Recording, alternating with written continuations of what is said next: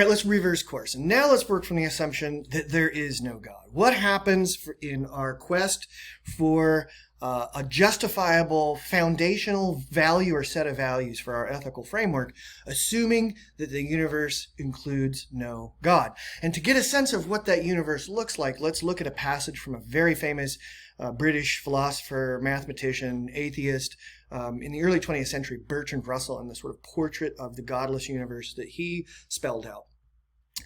Russell says this, that man is the product of causes that had no prevision of the end they were achieving, that his origin, his growth, his hopes and fears, his loves and his beliefs are but the outcome of accidental collocations of atoms, that no fire, no heroism, no intensity of thought and feeling can preserve individual life beyond the grave, that all the labors of the ages, all the devotion, all the inspiration, all the noonday brightness of human genius are destined to extinction in the vast death of the solar system, and that the whole temple of man's achievement must inevitably be buried beneath the debris of a universe in ruins.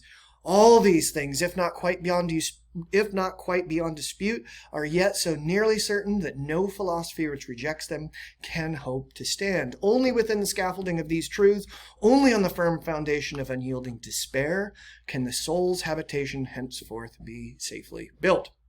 All right. Whew, kind of bleak, yeah?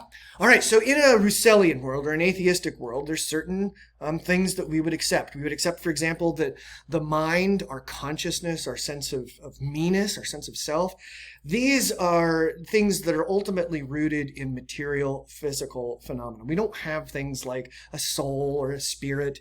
We don't even really have a mind in the Russellian world. We have a brain. But even in a Russellian world, it's a question of whether or not free will would exist in the way that we ordinarily think of it existing. Because if it's true that only material things that exist, only physical things that exist, and all physical things behave in the way that they do because of the physical laws of the universe, like a tree falls down in a particular way because of the way that things are at the moment it falls, and it couldn't choose to fall in any other way, that would mean that the decisions that we make, the actions that we think we're choosing to take, are actually the result of the physical workings of our brain, which are working in the way that the physical laws of the universe demand that our physical brains work. Also in this world, each individual comes to a permanent end at physical death. Your brain dies, you don't exist anymore.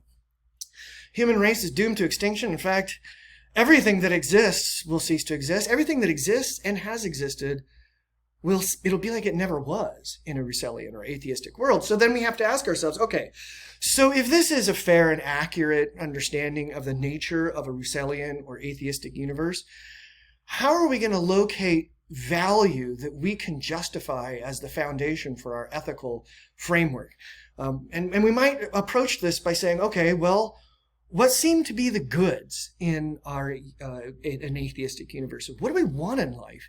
And why would we want to be good? What would be the reasons for us being good? Well, some of the things we seem to want in life are these. We want to be contented. In other words, we don't want to be stressed out and anxious all the time. We want to be feeling a degree of satisfaction. Most people want to live a long time, or at least as long as their bodies are able to allow them to continue enjoying themselves. Everybody wants sex, apparently. So that's a good in life. That's something we want. And we want sensory pleasure. We want to be like these fine folks in the picture, right? This stud holding his can of beer and this woman throwing up in the trash can. We want to party.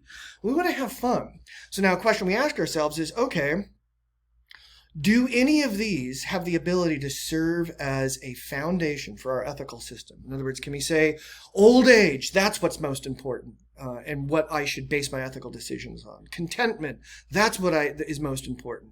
And it doesn't seem yet like any of these would provide a kind of basis for an ethical framework, okay? Not even a good reputation necessarily, because we might attain that good reputation by what are ordinarily considered immoral means, okay? So another problem we have to think about in this godless universe that we're going to be contending with here for a while is that without something to anchor morality, the best godless universe would be one in which I act immorally to my own benefit and get away with it, and everybody else behaves morally. In other words, if we're operating from the assumption that the universe is a godless universe and there's no ultimate moral authority, then what's best for me is that I do whatever I want to get what's good for me, and everybody else does what it is that I want them to do. Okay? And the same would be true of you. So in that kind of a world, it's kind of a sketchy world, right? Because it's morally chaotic, because we would have inconsistent moral obligations and prohibitions. We would always be playing this kind of this game where I'm trying to make you think I'm a particular kind of person, but I'm actually not. And then you're doing the same thing. And we might summarize this as kind of like morality for thee, but not for me. Okay, so you have moral obligations and moral prohibitions, but I don't have to acknowledge those same. So here we are with this problem. How do we justify value that can serve as the foundation of our ethical framework without a God that assigns value? Okay, because remember, moral judgments are value judgments. All judgments are a basis. All judgments assume a basis or a foundation. Remember that important foundation for our building. So there needs to be something that makes an action the right action or the wrong action. And that basis for judgment, what we use as our foundation, it's got to be meaningful, and it's got to be real, and it's got to be justifiable. So then what we're looking for is something that we can put in this box for our moral framework, a value or a set of values that we can provide a rational justification for. And in the next lecture, we'll start looking at exactly that.